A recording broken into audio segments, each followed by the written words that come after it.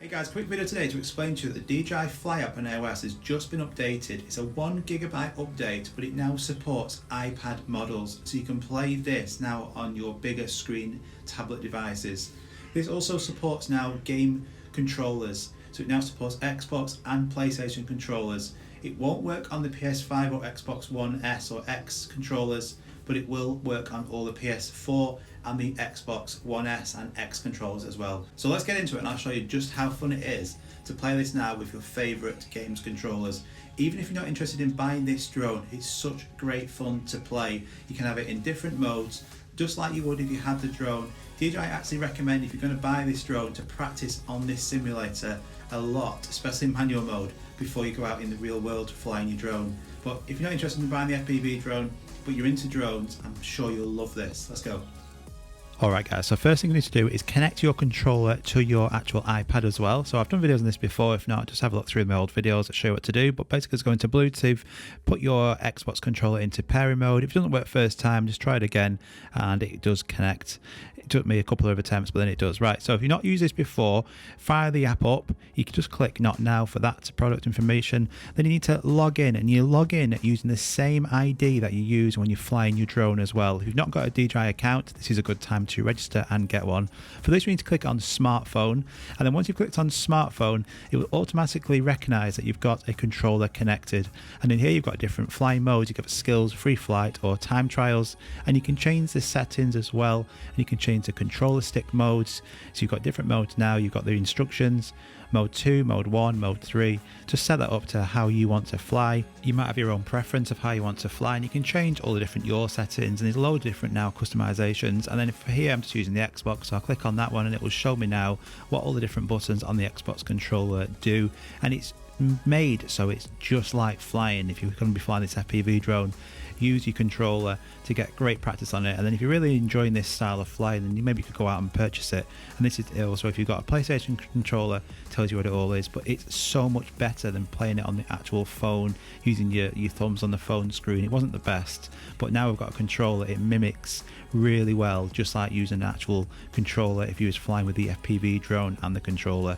So you've got 3 different maps. I'm going to click on soccer field, and then you've got different controls here. You can have track 1, track 2, track 3. You've also got the full customization on the screen, what you normally see on the actual FPV drone. I've flown that FPV drone. It's mental.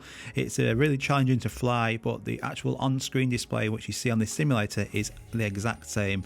So you've got N mode, which is normal mode, and you can just zoom around all these different obstacles and just get in a really decent practice. You can put it to sports mode. Obviously goes a lot faster, turns that obstacle avoidance off on the fronts, but it's a great way of practicing. Most people who get the FPV drone, they kind of stick in sports mode because putting it into manual takes so long to practice. But by practicing on this simulator, you're obviously not going to just waste $1,200 or pounds. So going into sports mode here, I've just gone off track, and then you can fly around the actual stadium as much as you want. You can put it into free flight mode. You don't have to do the obstacles around, shooting around the obstacles. You can do whatever you want, but it's a great way to practice and get into that mode of how you would fly an FPV drone.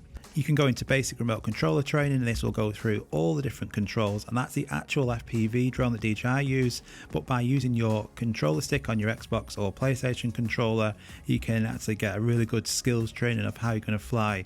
Look, some people hate FPV flying and they hate the FPV drone, but you may love drones, you may love video games, and this sort of mixes it all together. And then if ever in the future you decide, I'm going to go on that FPV route, actually I won't mind dabbling in that, then you're all going to be really experienced at flying it. I know it's a simulator, but these controls are identical to how you would fly this if you actually had this drone itself. This is why DJI recommends you put many hours into practicing, especially in manual mode on this simulator, before you go and try it in real life. So it's a brilliant tool to be able to use, and to me it's such good fun. I've got it on the iPad now, so I've got it on that bigger screen, so I can mess about with that, keep practicing, and then if I want to take the FPV drone out, practice, I'm not worried about crashing it all the time.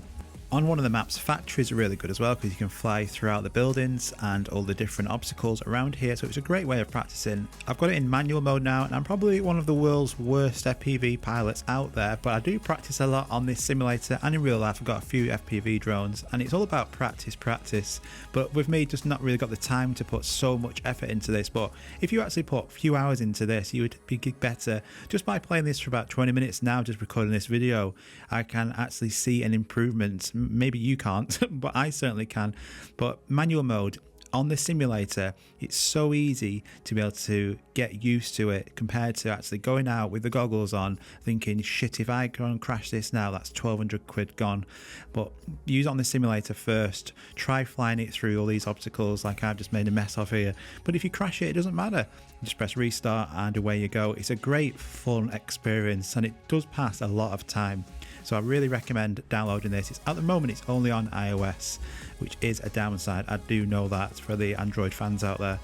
But I hope that there will be some sort of simulator for Android as well.